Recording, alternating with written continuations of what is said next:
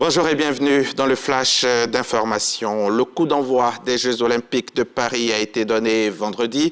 Robert Mambé-Begré, qui est sur place dans la capitale française au nom du président Alassane Ouattara, s'est rendu hier au village olympique de Saint-Denis pour s'entretenir avec les athlètes ivoiriens au nombre de 13. Ces derniers ont promis au Premier ministre de donner le meilleur d'eux-mêmes pour nous ramener des médailles. Vous les entendrez au micro d'Alexis Ouedraogo. Ce sera à 13 h. C'est un don qui va à coup sûr aider les familles des militaires et des gendarmes. 25 millions de francs CFA, c'est la valeur du stock de médicaments offert par le Fonds de prévoyance militaire à la direction de la santé et de l'action sociale des armées. Il s'agit notamment d'antibiotiques, d'antidiabétiques et d'anti-ulcéreux. Un don fait cette semaine à l'hôpital militaire d'Abidjan en présence de Walter Amadou Ouattara. Hôpital militaire d'Abidjan, ce don de produits pharmaceutiques d'une valeur de 25 millions de francs CFA est l'une des actions concrètes de la bonne marche du partenariat entre la DSA-SA, entendez, Direction de la santé et de l'action sociale des armées, et le FPM, Fonds de prévoyance militaire. Cet événement se situe dans la droite ligne des stratégies mises en place par le Fonds de prévoyance militaire, notamment une politique de partenariat public-privé que le FPM a impulsée. Au nom donc de cette stratégie, nous avons voulu mettre la direction de la santé et de l'action sociale des armées au cœur de cette politique de partenariat. C'est ainsi que le FPM a réhabilité déjà 5 centres de santé et le FPM compte faire davantage à l'intérieur du pays.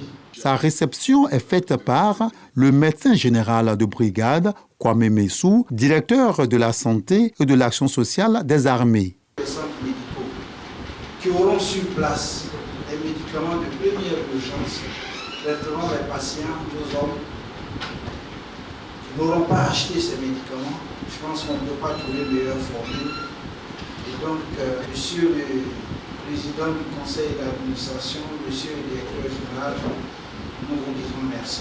Le général de brigade, Bassante Badara Ali, président du conseil d'administration du Fonds de prévoyance militaire, exhorte à une meilleure utilisation de ces produits pharmaceutiques.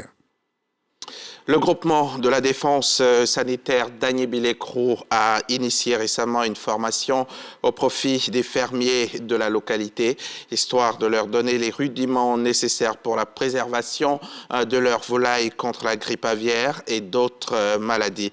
Herman Niamien, notre correspondant sur place, a pu assister à la séance de formation. Il nous fera un compte-rendu tout à l'heure dans le 13 h. On a le temps donc d'aller en RDC où les autorités et les professionnels de la santé sont inquiets car les cas de variole du singe, aussi appelé Mpox, sont en très forte hausse. Plus de 11 000 cas ont été recensés et 450 personnes sont décédées.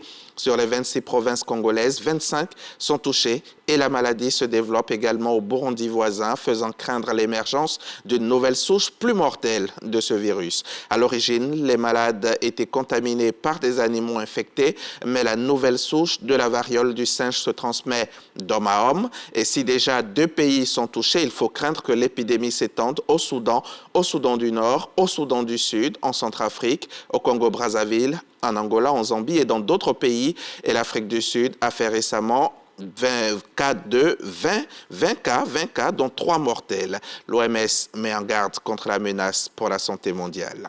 Le Venezuela vote ce dimanche 28 juillet pour choisir son prochain président. Une élection sous tension qui oppose le président sortant Nicolás Maduro et le candidat de l'opposition Edmundo González Urrutia, donné favori dans les sondages. Face à son candidat, face à son adversaire, donc le président sortant Nicolás Maduro brigue un 3e mandat de 6 ans, agitant le spectre de la guerre civile s'il n'est pas réélu. Après 11 ans au pouvoir, celui qui n'a cessé de museler ses rivaux ne semble pas être prêt à lâcher les rênes du pays. L'opposition dénonce depuis des semaines une persécution politique du pouvoir avec des arrestations. Voilà pour le Flash Info. Avant de nous quitter, j'ai juste le temps de vous dire que dans le cadre de votre magazine préféré, le Dimanche Magazine de ce jour, je recevrai le maire de Koumassi, Narcisse Toussaint Balé, qui viendra sur le plateau du 13h en tant que porte-parole du cadre permanent de concertation, les 13 maires donc d'Abidjan et le district autonome uni pour mettre fin au désordre urbain dans la métropole. C'est à 13h, c'est à ne pas manquer et c'est sur RTI.